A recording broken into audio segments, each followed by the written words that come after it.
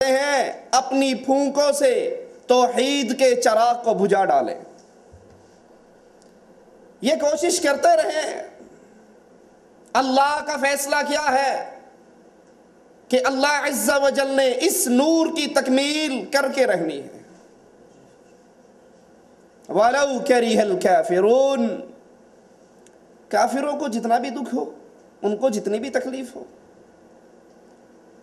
یہ اسلام جب رسول اللہ صلی اللہ علیہ وسلم سرزمین مکہ پر پیش کرتے ہیں، اہل مکہ کو اس کی دعوت دیتے ہیں، قولوا لا الہ الا اللہ تفلحوا تملکوا العرب والعجم.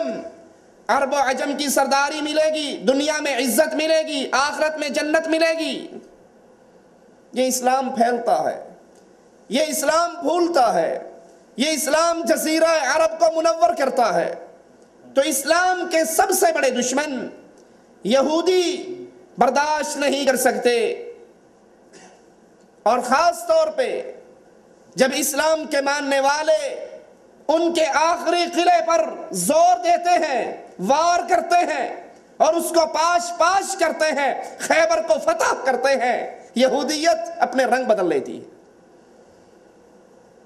رسول اللہ صلی اللہ علیہ وسلم نے کہا تھا، کل جھنڈا اس کے ہاتھ میں دوں گا جو اللہ سے محبت کرتا ہے، اس کے رسول سے محبت کرتا ہے، اللہ اور اس کا رسول بھی اس سے محبت کرتا ہے. حضرت علی کے ہاتھ میں جھنڈا دیتے ہیں. حضرت علی رضی اللہ عنہ وارضا جھنڈے کو لے کر نکلتے ہیں.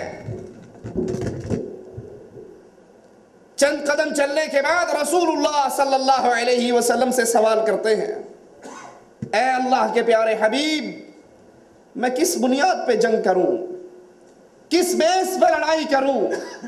آپ نے کہا علی، ان کو پہلے دعوت دینا لا الہ الا اللہ کی دعوت. اگر ایک بندہ تیری دعوت سے کلمہ پڑھ کر اسلام میں داخل ہو جاتا ہے، تیرے لیے سرخ اونٹوں سے زیادہ قیمتی ہے. یہودیت نے دیکھا کہ اب ہم جہاد کے میدان میں، تلوار کے میدان میں اسلام کے فرزندوں کا مقابلہ نہیں کر سکتے. نیا رنگ بدلتے ہیں. عبداللہ ابن سبا یہودی، منہج الصادقین شیعوں کی کتاب، اس کے اندر باقاعدہ یہ روایت حضرت جعفر سے موجود ہے. ان کی طرف نسبت کر کے انہوں نے کہا کہ ہماری سابقہ روایات جو سند کے اعتبار سے متواتر کے درجے تک پہنچی ہوئی، اس سے یہ خبر ملتی ہے کہ عبداللہ ابن سبا یہودی تھا، اور یہودی ہوتے ہوئے یوشع بن نون کے بارے میں غلو کیا کرتا تھا. پھر اس نے اسلام کا چولا پہنا. اسلام کا چولا پہننے کے بعد حضرت علی رضی اللہ عنہ وارضا کی ذات کے اندر وہی غلو کا نعرہ لگایا کہ علی علی نہیں ہے، علی الہ ہے.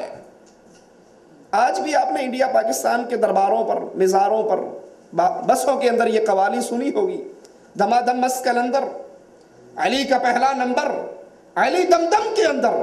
ہم کہتے ہیں کہنے والا گیا جہنم کے اندر. دما دم مس کلندر، علی کا پہلا نمبر، علی دم دم کے اندر. دم کہتے ہیں ذی روح کو. ان کا عقیدہ ہے کہ اللہ علی میں حلول کرتا ہے، اور علی پھر پوری انسانیت میں، پوری کائنات میں ہر روح کے اندر علی حلول کرتے ہیں. اب ہر دم کے اندر کوئی جی رہا ہے تو وہ علی کے صدقے جی رہا ہے. عبداللہ ابن سبا یہودی کی جماعت آل علی سے، آل رسول سے خیبر کی فتح کا بدلہ لینے کے لیے چولا پہن کر اسلام کا مسلمانوں کی توحید پہ وار کرتے ہوئے ان کے ہاتھوں سے توحید چھین کر یہ گندا عقیدہ پیش کرتی ہے کہ علی علی نہیں ہے. آپ نے سنا نہیں ذاکروں کی مجلس کو؟ توبہ توبہ توبہ، علی نو خدا اکھنے ہاں، نہ خدا تو جدا اکھنے ہاں. نہ علی خدا ہے، نہ خدا سے جدا ہے، پھر کیا بلا ہے؟ اللہ تو علی کے بارے میں کہتا ہے وہ بندہ ہے، محمد صلی اللہ علیہ وسلم علی کے بارے میں کہتے ہیں کل اس کو جھنڈا دوں گا جس سے اللہ محبت کرتا ہے، رسول محبت کرتا ہے، علی انسان ہے، علی بندہ ہے، علی فاطمہ کا شوہر ہے، علی محمد کا داماد ہے، علی خلیفہ راشد ہے رضی اللہ عنہ و ارضا۔ علی کی محبت ایمان کا جزو ہے، لیکن علی کو علی مانتے ہیں، علی کو الہ نہیں مانتے۔ یہ عبداللہ ابن سبا نے سب سے پہلے مسلمانوں کی عقیدہ توحید پہ وار کرتے ہوئے یہ شرک پھیلایا، اور جب حضرت علی کو اطلاع ہوئی، عبداللہ ابن سبا یہودی کی جماعت کو حضرت علی نے آگ کے اندر زندہ جلا ڈالا، اور یہ اتنے بڑے کافر تھے، آگ میں جل رہے تھے اور زبان سے کہہ رہے تھے دیکھو ہم نہ کہتے تھے کہ علی علی نہیں بلکہ علی الہ ہے، کیونکہ آگ کا عذاب تو الہ ہی دیا کرتا ہے۔ پھر حضرت علی پر حضرت عثمان کی شہادت کے بعد، اور عثمان پر لشکر کشی کرنے والا بھی عبداللہ ابن سبا کا یہی ٹولہ جس نے پوری پلاننگ کی، شہادت عثمان کے بعد حضرت علی کے گرد اتنا شدید گھیراؤ کیا، علی کو مجبور کرتے ہیں، حضرت علی کا مرکز مدینے سے اٹھا کر کوفے میں منتقل کرا دیتے ہیں، اور بالآخر علی رضی اللہ عنہ وارضا اپنے انہی شیعوں کے ہاتھوں شہید ہو جاتے ہیں۔ شہادت علی کے بعد حضرت حسن رضی اللہ عنہ وارضا خلافت پر بیٹھتے ہیں، حضرت حسن خلافت سنبھالتے ہیں اور اپنے شیعوں کے حالات کو دیکھتے ہیں، مجبور ہو کر ان کے نزدیک یہ امیر المؤمنین حضرت حسن کو امیر المؤمنین نہیں کہتے، وہ ذکر آئے گا آگے، کہتے ہیں تو نے مومنوں کو ذلیل کروایا کیونکہ تو نے اہل بیت کی حکومت بنو امیہ کے شخص معاویہ کے ہاتھ میں دے دی، اور یہ محمد الرسول اللہ نے فرمایا تھا صلی اللہ علیہ وسلم، میرا یہ بیٹا حسن سردار ہے، مسلمانوں کی دو جماعتوں کے درمیان حسن صلح کروائے گا۔ حضرت حسن رضی اللہ عنہ وارضا، یاد رکھنا اپنے امام، اپنے آقا، اپنے قائد، اپنے نبی کی بات کو، کن کی دو جماعتیں؟ مسلمانوں کی دو جماعتیں۔ حضرت حسن امیر معاویہ رضی اللہ عنہ وارضا سے صلح کرتے ہیں، کوفہ کی جامع مسجد میں بلاتے ہیں، منبر علی کو منگواتے ہیں، حضرت معاویہ کو علی کے منبر پہ بٹھاتے ہیں، خود قدموں میں بیٹھتے ہیں، معاویہ سے کہتے ہیں ہاتھ کو آگے کرو، اپنے ہاتھ کو معاویہ کے ہاتھ پہ رکھتے ہیں اور کہتے ہیں میں تجھے امیر المومنین مانتا ہوں، میں تیرے ہاتھ میں بیعت کرتا ہوں، میں تجھے خلیفۃ المسلمین مانتا ہوں۔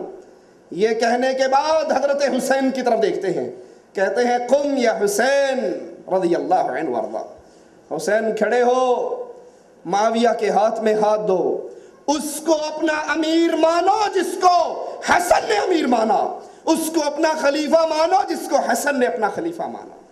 حضرت حسین رضی اللہ عنہ وارضا حضرت معاویہ کے ہاتھ پہ بیعت کرتے ہیں، حضرت حسن کی فوجوں کا کمانڈر ان چیف اس کو کہتے ہیں تو بھی کھڑا ہو اور امیر معاویہ کے ہاتھ پہ بیعت کر۔ اب آئیے ساتھ ساتھ آپ کے سامنے شیعہ کے عقائد ٹیلی کرتا جاؤں۔ ان کا عقیدہ ہے جس کو نعمت اللہ الجزائری بھی لکھتا ہے، ملا باقر مجلسی بھی لکھتا ہے کہ امام وہاں سے پانی پیتا ہے جہاں سے نبی پیتا ہے، امام ما کان وما یکون کا عالم ہوتا ہے، امام معصوم ہوتا ہے، امام سے غلطی کا تصور نہیں ہوتا، امام بھی، نبی بھی معصوم ہے، امام بھی معصوم ہے، اور جب امام پر کوئی ضرورت آتی ہے جیسے نبی پر وحی اترتی تھی ایسے ہمارے امام پر بھی وحی اترتی ہے۔ اس عقیدے کو سامنے رکھنا، اور ذرا حضرت حسن کے خلافت سے دستبردار ہو کر ہاتھ معاویہ کے ہاتھ میں دینے کے واقعے کو سامنے رکھ کر ذرا مقابلہ تو کرنا۔ آج کی شیعت حضرت امیر معاویہ پر کفر کا فتویٰ لگاتی ہے، وہ دوں گا آپ کو حوالہ، ان کی کتابوں سے دوں گا، اس کو جہنمی کا لقب دیتی ہے، نعوذ باللہ ثم نعوذ باللہ، نقل کفر کفر نباشت.